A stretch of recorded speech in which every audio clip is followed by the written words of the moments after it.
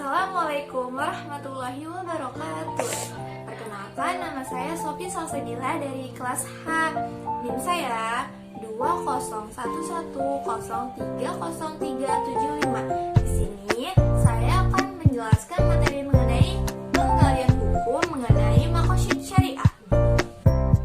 Imam Al-Haramain Al-Juwaini dapat dikatakan sebagai ahli usul pertama yang menekankan pentingnya memahami maqasid syariah dalam menetapkan hukum Islam. Ia secara tegas menekankan bahwa seseorang tidak dapat dikatakan mampu menetapkan hukum dalam Islam sebelum ia memahami benar-benar tujuan Allah, mengeluarkan perintah-perintah dan larangannya.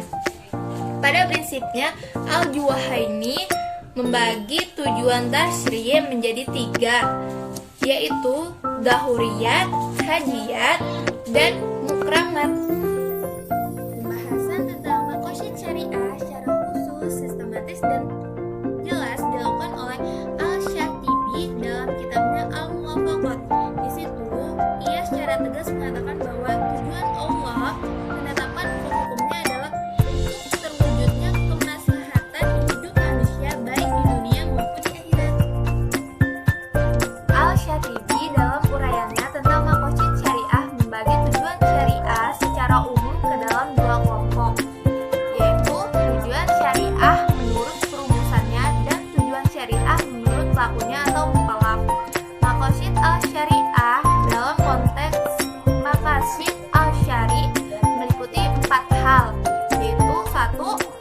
Tujuan utama syariah adalah kemaslahatan manusia di dunia dan akhirat. Yang kedua, syariat sebagai sesuatu yang dipahami. Yang ketiga, syariat sebagai hukum taklifi yang harus dijalankan. Yang keempat, tujuan syariat membawa manusia selalu di bawah naungan hukum.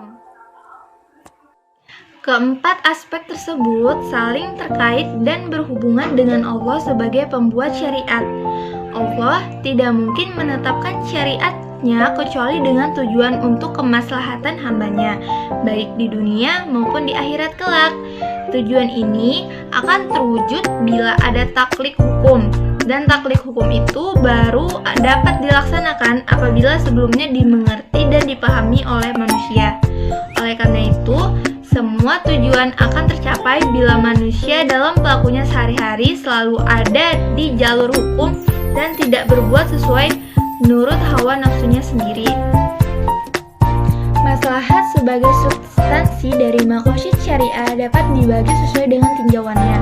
Bila dilihat dari aspek pengaruhnya dalam kehidupan manusia, maslahat itu dapat dibagi menjadi 3 tingkatan, yaitu 1.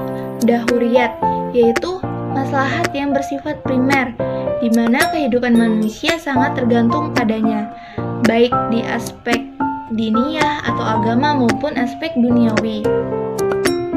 Yang kedua, hajiyat, yaitu maslahat yang bersifat sekunder, yang diperlukan oleh manusia untuk mempermudah dalam kehidupan dan menghilangkan kesulitan dalam kesempitan.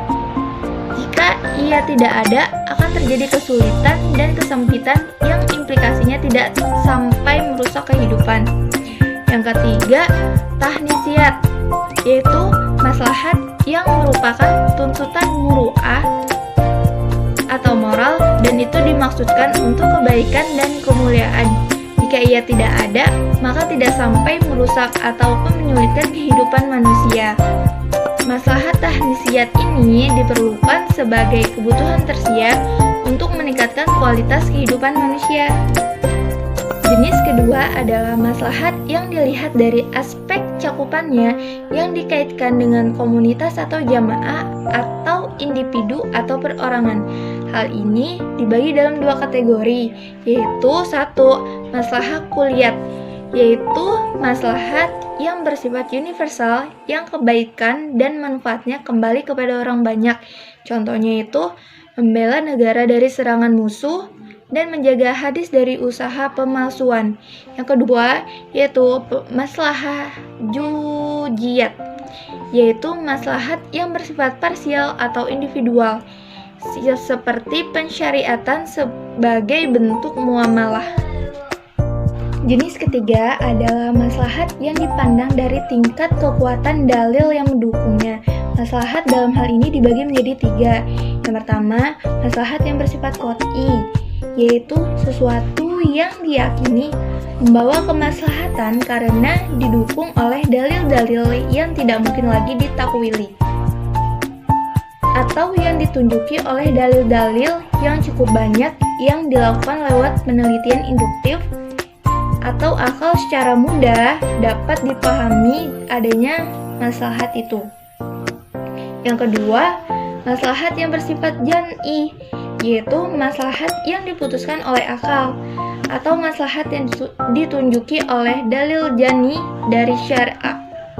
Yang ketiga, maslahat yang bersifat wahmiyah, yaitu maslahat atau kebaikan yang dihayalkan akan bisa dicapai, padahal kalau direnungkan lebih dalam justru akan muncul adalah mudarat dan mafsadat.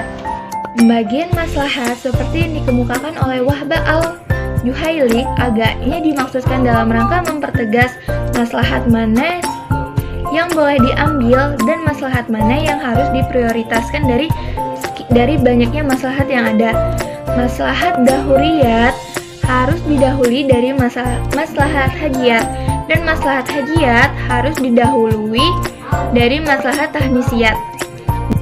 Demikian pula maslahat yang bersifat kulliyat harus diprioritaskan dari maslahat yang bersifat juz'iyat. Akhirnya, maslahat qot'iyah harus diutamakan dari maslahat zaniyah dan wahmiyah. Memperhatikan kandungan dan pembagian maqasid syariah seperti yang telah dikemukakan, maka dapat dikatakan bahwa diwujud maslahat yang merupakan tujuan dalam tasyri'nya itu mutlak harus diwujudkan, karena kemaslahatan dan kesejahteraan duniawi maupun ukhrawi tidak akan mungkin dicapai tanpa realisasi maslahat itu, terutama maslahat yang bersifat dauriyat. Demikianlah presentasi yang dapat saya sampaikan. Kurang lebihnya mohon maaf. Sekian, wassalamualaikum.